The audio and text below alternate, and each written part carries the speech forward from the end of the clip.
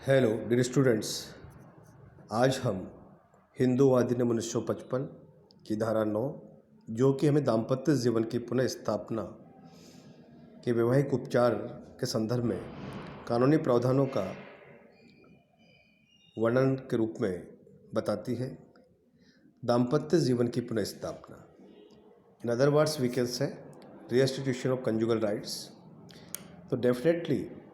after completion of marriage, if one of them married spouse is not able to perform its duty, then victim party may go into the court for section 9 restitution of conjugal rights। तो आज हम इसी संदर्भ में विस्तृत रूप से जानने का प्रयास करेंगे कि हिंदू विवाह अधिनियम 1955 जिसमें विवाह जैसे संबंध को वर्णित किया है, उसकी प्रकृति के संदर्भ में बताया गया है और ये कहा गया है कि जब एक बार विवाह स्थापित हो जाता है, पूर्ण हो जाता है, तो ऐसे विवाह के संबंध को तोड़ा नहीं जा सकता या उसको विच्छेदित नहीं किया जा सकता। परंतु वर्तमान हिंदू अधिनियम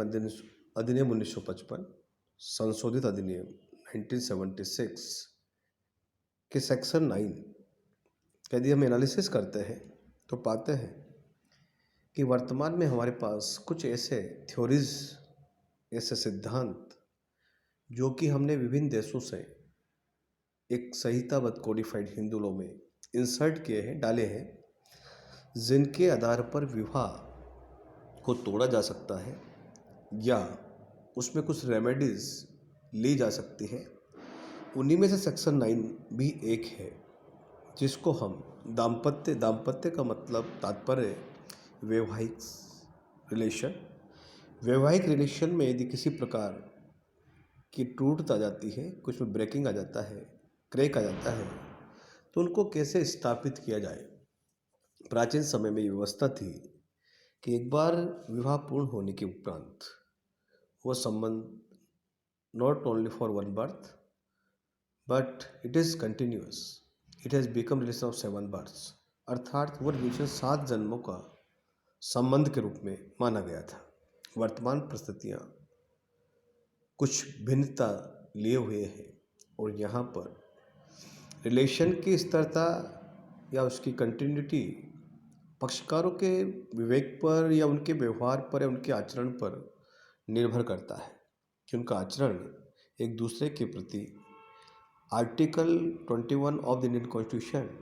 अर्थात गरिमापूर्ण है, सम्मानजनक है, नहीं है, इन तमाम चीज़ों की विवेचना करने से ही ये पता चलता है कि यदि विवाह का एक पक्षकार अपने व्यवहार को, अपने आचरण को कानूनी प्रावधानों के तहत पूर्ण नहीं करता है,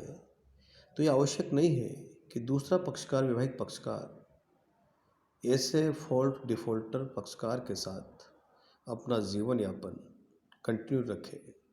या अपना वैवाहिक संबंध कंटिन्यू रखे। वो ऐसे संबंधों को ब्रेक कर सकता है, तोड़ सकता है, या एक पक्षकार अपने कर्तव्य की पालना पूर्ण नहीं करता है। दाम्पत्य जीवन, जैसे आपने कहा है कि भारतीय संविधान अधिनियम 1872, इंडियन कॉन्ट्रैक्ट एक्ट 1872 में भी इस बात को स्पष्ट किया गया है कि यदि दो पक्षकारों के बीच कॉन्ट्रेक्चुअल ऑब्लिगेशन, संविदात्मक संबंध स्थापित हो जाता है, संविदात्मक रिश्ते जुड़ जाते हैं, तो सामान्यतः ये माना जाता है कि वह पक्षकार उस संविदा शर्तों के अनुसार अपने अपने दायित्व का पालन करने के लिए बाध्य है। यदि कोई व्यक्ति अपने दायित्व का पालन करने में असमर्थ रहता है या जानबूझकर नहीं करना चाहता है, लापरवाही बरतता है या अपने वैधानिक कर्तव्य का पालन नहीं करता है, तो ये माना जाएगा कि उसने संविदा की शर्तों का ब्रीच किया है, भंग किया है, ब्रीच ऑफ ट्रस्ट या न्यास का भंग कह सकते हैं, ब्रीच ऑफ कॉन्ट्रैक्ट कह सकते हैं, संविदा का भंग किया है। तो ऐसे मामलों में पीड़ित पक्षकार के पास एक विकल्प है कि वह संविदात्मक उपचार के रूप में न्यायालय से अनुतोष की मांग कर सकता है। यही चीज़ विवाह जैसे संस्था के रूप में भी वर्तमान हिंदू विवाह अधिनियम 1955, संशोधित अधिनियम 1976 की धारा 9 में भी वर्णित की गई है कि पति पत्नी का दायित्व है विवाह पूर्ण होने के उपरांत वह अपने वैवाहिक धर्मों का पालन करे, वैवाहिक कर्तव्य का पालन करे। जैसे पति का एक कर्तव्य है कि वह अपने पत्नी के प्रति वह सभी वैवाहिक दायित्व का निर्वहन करेगा जो कि वैधानिक रूप से आवश्यक है। इसी प्रकार से पत्नी का भी कर्तव्य है कि वो पति के प्रति अपने उन तमाम कर्तव्य का पालन करेगी जो कि वैधानिक रूप से आवश्यक है। इसी को हमने कहा कि वैवाहिक दायित्व का पालन करना विवाह के उपरांत पक्षकारों की बाध्यता बन जाती है। इसको हम दूसरे शब्दों में कहें तो इसे मैट्रिमोनियल ऑब्लिगेशन, वैवाहिक बाध्यता का नाम देते हैं। वैवाहिक बाध्यता भी एक कानूनी बाध्यता है जिसमें विवाह के उपरांत पक्षकार की मर्जी या इच्छा गौण हो जाती है और उसे वैवाहिक जो दायित्व है वो एक दूसरे के प्रति करने के लिए विधिक रूप से बाध्य होना पड़ता है। If one of them party either husband और वाइफ,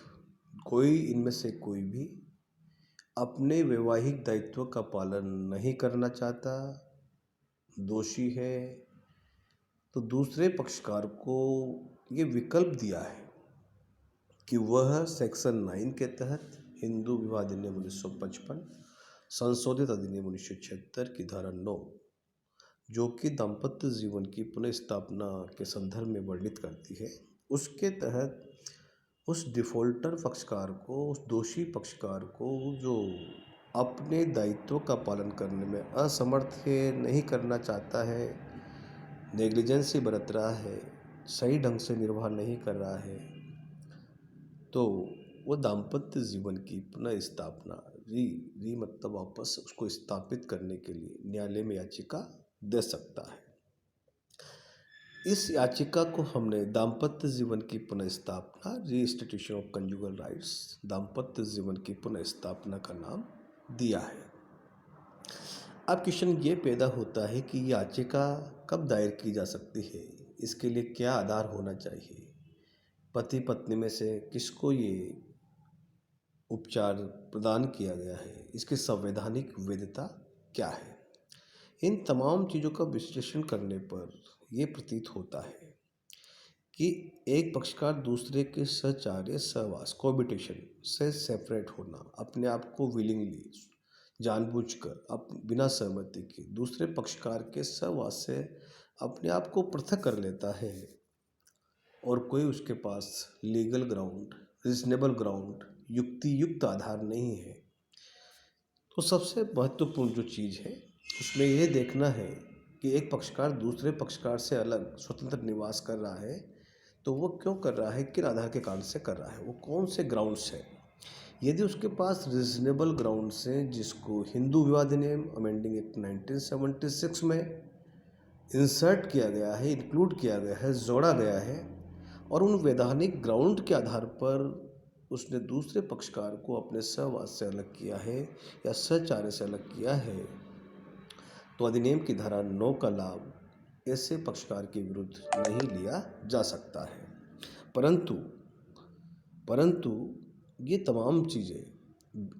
एक पक्षकार के द्वारा दूसरे पक्षकार से अलग होना और अलग होने का कोई वैधानिक कारण न होना, और ये सब कुछ अपने स्वतंत्र स्वेच्छा से और बिना दूसरे पक्षकार की सहमति के ये कार्य किया गया हो, तो अधिनियम की धारा 9 का आधार प्राप्त होगा। और इस आधार में हमें